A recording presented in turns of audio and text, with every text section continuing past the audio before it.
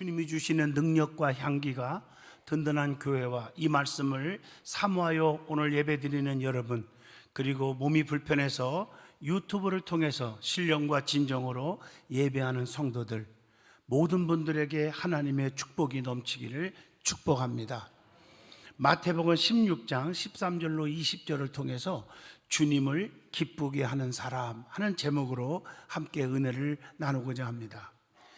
자, 어린아이가 태어났습니다. 태어난 지 얼마 안 된 갓난아기가 있는데, 아기는 울고 웃는 것, 그것밖에 감정을 표현할 수가 없습니다.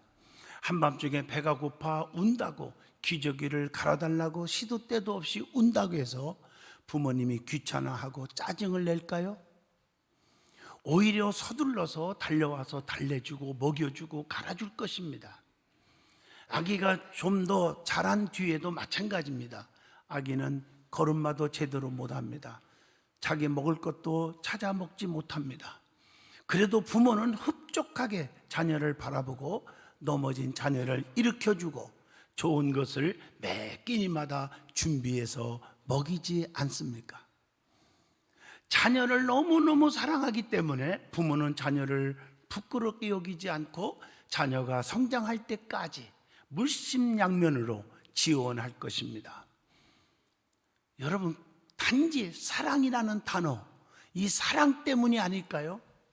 어린아이가 부모님의 인내를 통해서 성장하듯이 하나님도 우리의 성장을 기다려 주십니다.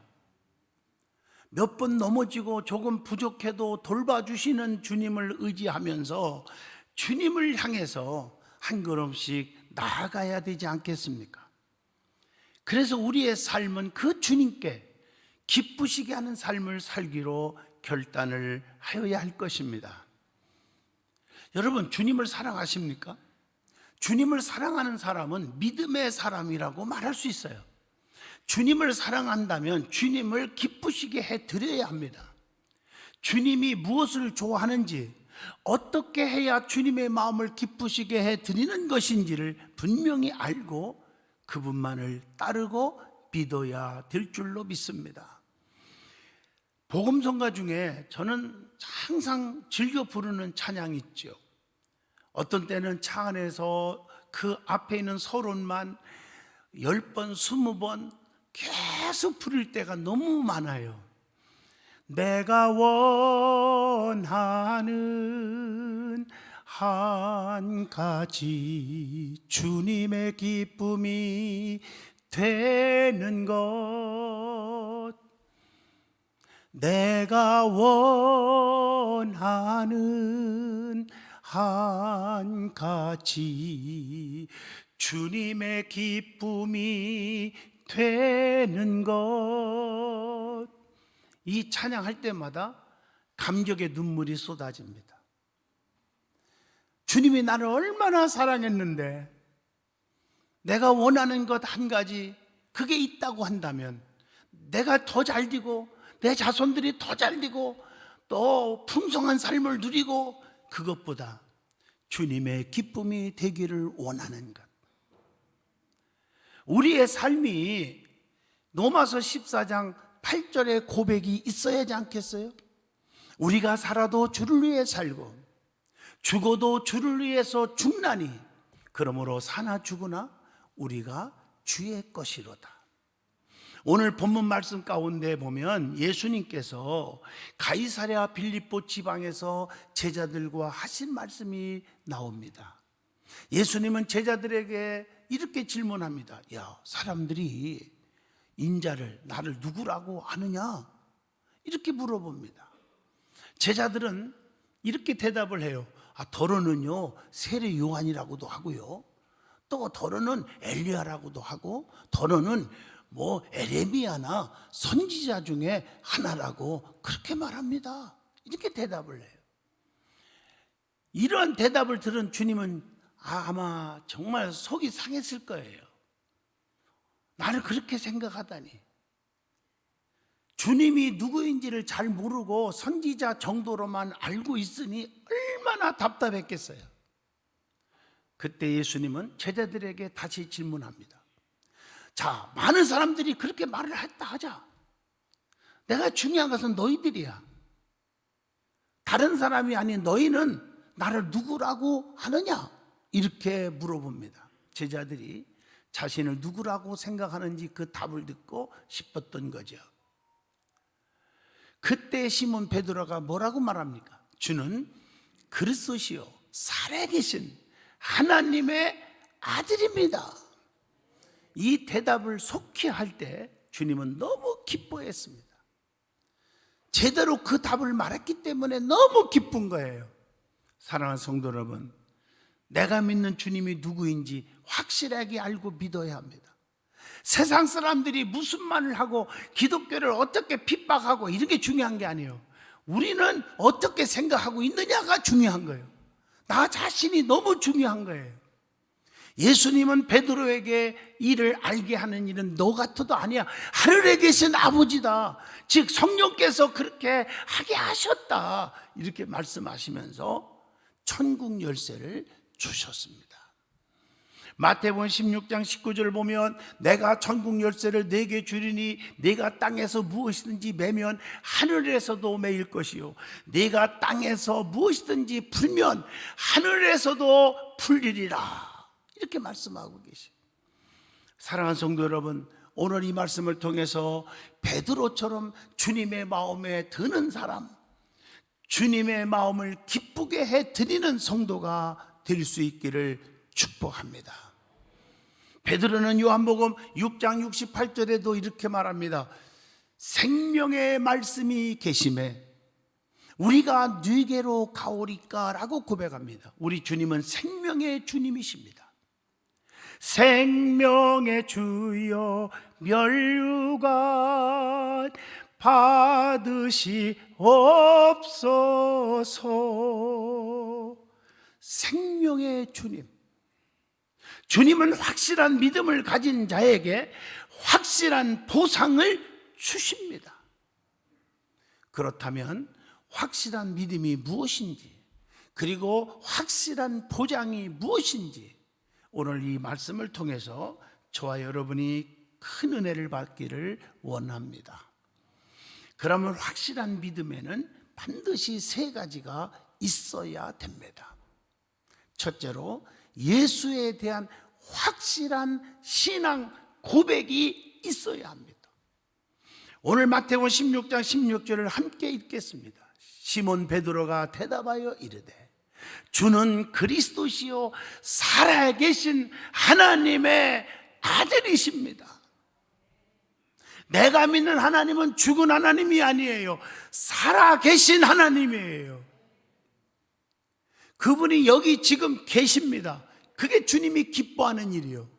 그래서 히브리서 11장 6절에 믿음이 없이는 하나님을 기쁘시게 하지 못하나니 하나님께 나아가는 자는 반드시 그가 여기 계신 것과 또한 자기를 찾는 자들에게 상 주시는 자이심을 믿어야 할지니라. 하나님은 분명히 살아계신 분이고 지금 여기 계십니다. 지금 그럴 때 놀라운 역사가 일어나는 것입니다. 한 주간 기도원에서 이번 주간 집회하고 왔는데 그 믿음을 가질 때 허리가 펴졌습니다. 다리가 펴졌습니다. 눈이 밝아졌습니다. 지금도 생생해요. 녹화를 해왔기 때문에 언제 여러분에게 들려주겠습니다만 앞에 나와서 간증할 때 맞다, 하나님이 여기 계시다는 것을 보여주는 거죠. 베드로는 예수님이 누구인지를 바로 알았습니다. 여러분 출애굽기 읽어보면 모세를 하나님께서 부르실 때에 모세가 변명을 여러 가지가 하잖아요. 뭐 말죄주도 없고 뭐 이런저런 변명을 할 때 그 중에 한 가지가 뭐지요? 사람들이 너 누가 보내서 왔느냐? 이렇게 말하면 내가 뭐라고 말할까요? 이런 질문을 해요. 그때 하나님께서 뭐라고 했어요? I am who I am. 나는 스스로 있는 자다. 태초부터 있었어. 이 말 속에는 세상을 창조하셨고 인간의 생사 화복을 주관하는 자요, 이런 뜻 아니겠습니까? 하나님이 누구인지를 바로 아는 게 너무 중요한 거예요. 베드로는 예수님이 누구인지를 바로 알았다는 거예요. 예수님을 나의 구주로 믿었어요. 예수님이 그리스도이심을 믿었어요. 예수님 믿어야 구원받는다는 사실을 확신했다는 얘기예요. 예수님이 살아계신 하나님의 아들이심을 믿었다는 거예요. 예수님은 영원토록 살아계신 분인 줄로 믿습니다. 그래서 우리는 주님 떠나서는 살 수 없잖아요. 그래서 요한복음 15장 5절에 나는 참 포도나무여 너희는 가지라. 가지가 포도나무에 붙어 있어야 많은 열매를 맺고 너희가 나를 떠나서는 아무것도 할 수 없느니라. 성도는 예수님께 딱 붙어 있어야 돼요. 그래서 예수님 뭐라 했어요? 내게 오는 자는 결코 줄이거나 목마르지 아니할 터이요 배에서 생수의 강이 흘러 넘치리라. 주님께로 뿌리를 깊이 내려야 돼요. 지난 철야 때도 말씀했지만 영국 왕국의 포도나무 2,000송이가 달랑달랑 매달려 있을 때 깜짝 놀란 거예요. 어떻게 갑자기 이렇게 포도송이가 많이 열렸을까? 소문이 퍼지니까 전문가들이 찾아와서 연구를 하는 거예요. 야, 어떻게 이렇게 될 수 있을까? 그 결과가 뭡니까? 왕궁으로부터 수십 리 떨어진 이 템스강까지 뿌리를 쫙쫙쫙 내려 뻗어서 거기서 흘러나오는 그 물을 마시고 양분을 빨아들여서 갑자기 건강한 나무가 되어 2,000송이나 되는 포도송이를 거둘 수가 있었다는 거죠. 때가 되면 우리가 믿음이 점점 자라서 주님께로만 깊이 뿌리를 내리면 그분께만 가면 우리의 삶이 행복해지고 형통하실 줄로 믿습니다. 우리는 예수님이 누구인지를 확실히 알고 예수님에 대한 확신이 있었기 때문에 그는 고백을 할 수 있었어요. 누가복음 23장 41절 말씀처럼 주님이 행하시는 일은 옳지 않는 것이 없다고 하는 확실한 믿음이 있었다고 말합니다. 예수님을 만난 간증이 또 있어야 돼요. 그래서 요한복음 4장 29절에 내가 행한 모든 일을 내게 말한 사람을 와서 보라. 이는 그리스도가 아니냐 이렇게 말하고 있습니다. 또 요한복음 6장 68절에 영생의 말씀을 주시는 분으로 알아야 합니다. 시몬 베드로가 대답하여 가로되 주여 영생의 말씀이 주께 있사오니 우리가 누구에게로 가오리까? 그렇기 때문에 믿기만 하면 구원을 받는다고 하는 확신이 생기는 거죠. 요한복음 17장 3절 영생은 곧 유일하신 참 하나님과 그가 보내신 자 예수 그리스도를 아는 것이니라. 성도는요, 내가 믿는 하나님이 누구인지를 바로 알 때 하나님 너무 기뻐하시고 또 그 하나님의 전능하시고 전지하시고 무소부재하신 분이 역사해 주시는 거예요. 그래서 시편 126편 6절에 하나님은 심는 대로 거두게 하시고 수고한 대로 먹게 하신 분이로다. 울며 씨를 뿌리는 자는 정령 기쁨으로 그 곡식단을 가지고 돌아오리로다. 이렇게 말씀했어요. 우리 하나님은요, 항상 신앙과 불신앙, 선과 악을 분별하시어서 복과 저주, 천국과 지옥으로 이렇게 가르시는 분이십니다. 그래서 시편 1편에 보면 다 복 받는 게 아니에요. 복 있는 사람이 따로 있어요. 그 사람은 형통하게 하지만 악인은 바람에 나는 겨와 같게 하신다고 말씀합니다. 신명기 28장이지만 같은 말씀이지만 자, 하나님 말씀대로 순종하면 이 모든 복이 내게 임하리니 하면서 6절에 들어와도 복을 받고 나가도 복을 주실 것이지만 그러나 19절에 보면 불순종하는 자에게는 들어와도 저주받고 나가도 저주받게 할 것이니라 이렇게 말하고 있잖아요. 마태복음 25장 34절 봐도 항상 이렇게 구분되어 있어요. 믿는 자는 천국에 들어가고 불신자는 지옥에 들어가게 한다. 그래서 누가복음 3장 17절의 비유의 말씀이 알곡은 곶간에 드리고 쭉정이는 불에 태우신다. 곶간은 천국이요 불은 지옥을 의미하지 않습니까? 우리는 하나님은 내 편에 서 계심을 확실히 믿으십시오. 그분만이 나의 구원자이시고 그분은 지금도 살아 계셔서 여러분을 돕고 계신다는 겁니다.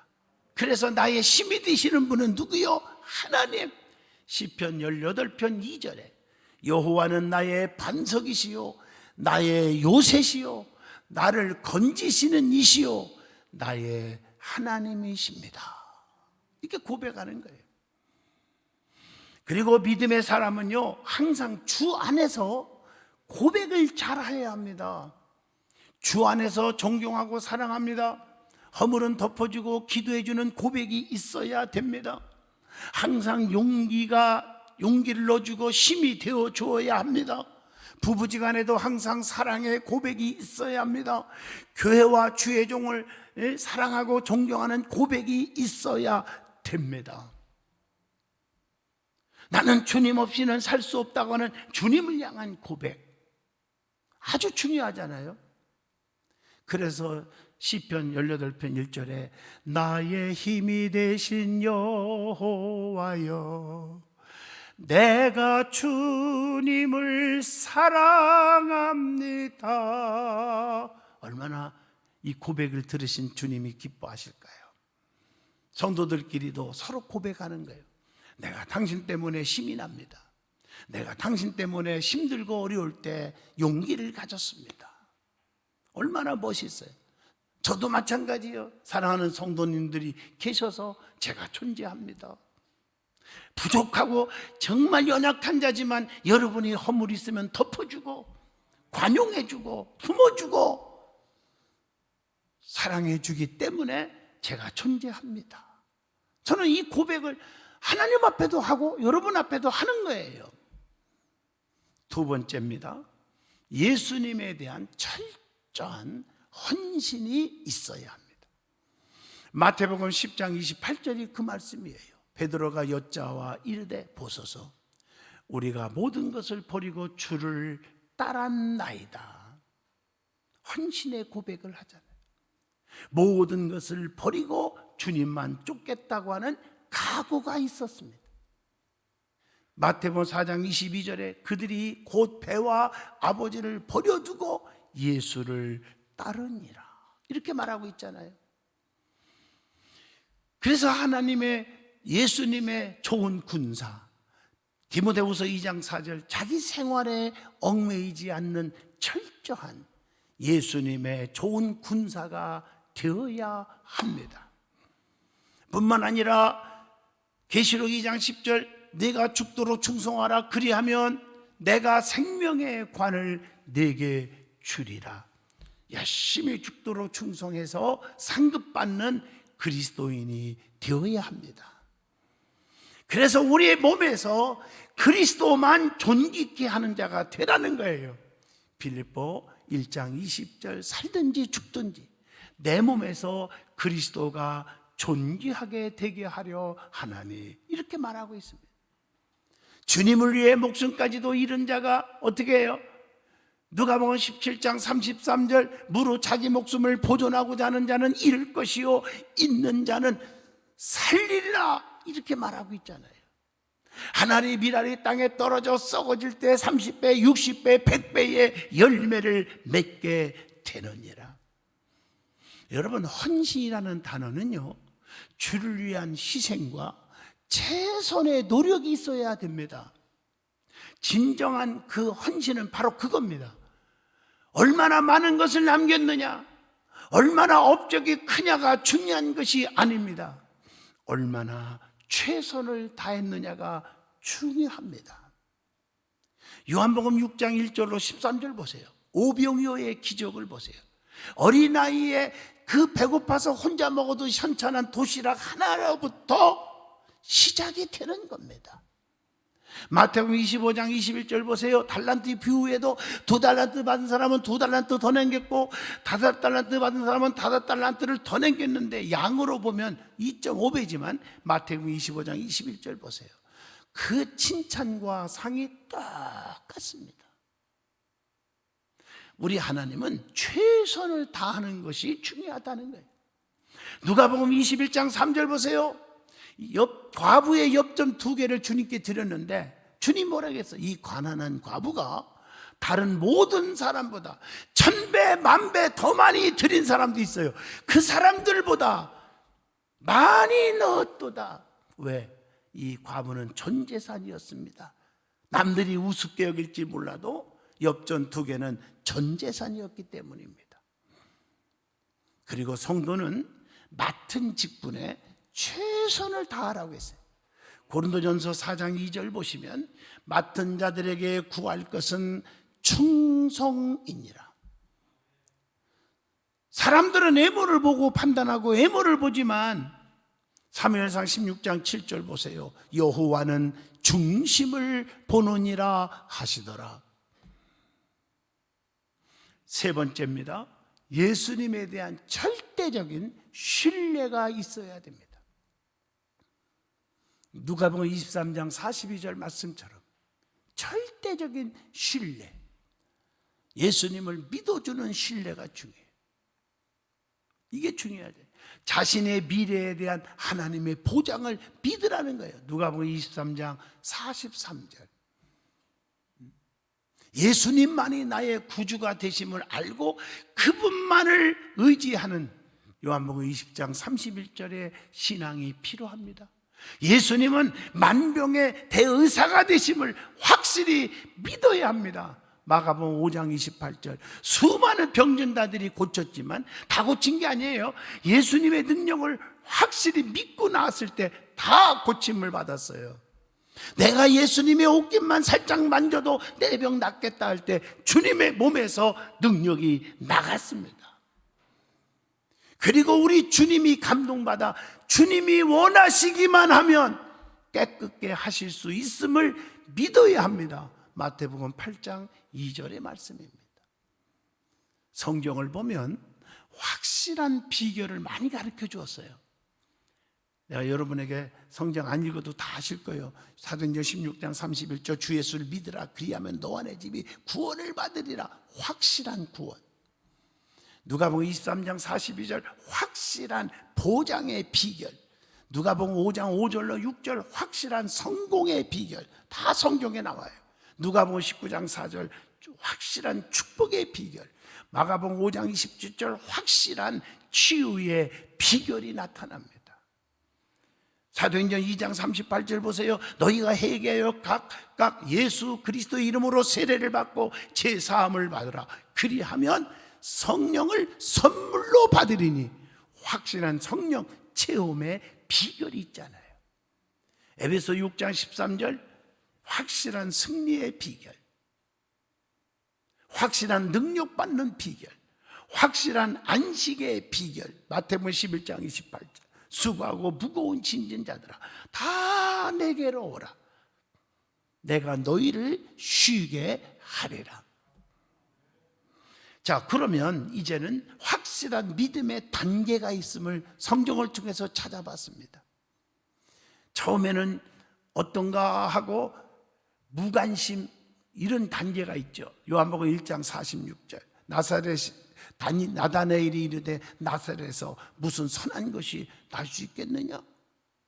그때 빌립이 뭐라겠어요? 와서 보라 하니라. 처음에는 무관심하지만 요한복음 20장 20절 도마처럼 의심 많고 옆구리에 내가 넣고 만져보지 않고는 믿지 않겠다고 하는 배척의 단계. 마태복음 13장 55절 의심의 단계. 요한복음 4장 15절 조금 관심을 쏟는 관심의 단계. 누가복음 19장 3절 호기심의 단계. 그러다가 요한복음 4장 19절 믿음의 단계까지 오는 겁니다. 그래서 믿음이 생겼을 때, 확실히 생겼을 때 마태복음 16장 16절 말씀처럼 이 주는 그리스도십니다, 살아계신 하나님의 아들입니다 라고 하는 믿음의 고백의 단계까지 이르게 되는 겁니다. 그렇게 됐을 때 베드로전서 1장 22절처럼 순종의 단계까지 와요.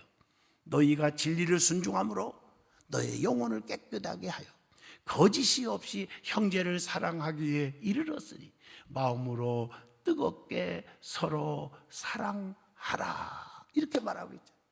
그리고 나서 이제부터는 요한복음 4장 28절 열심의 단계, 계시록 2장 13절 충성의 단계, 사도행전 7장 60절 이제는 순교의 단계까지 올 수가 있어요.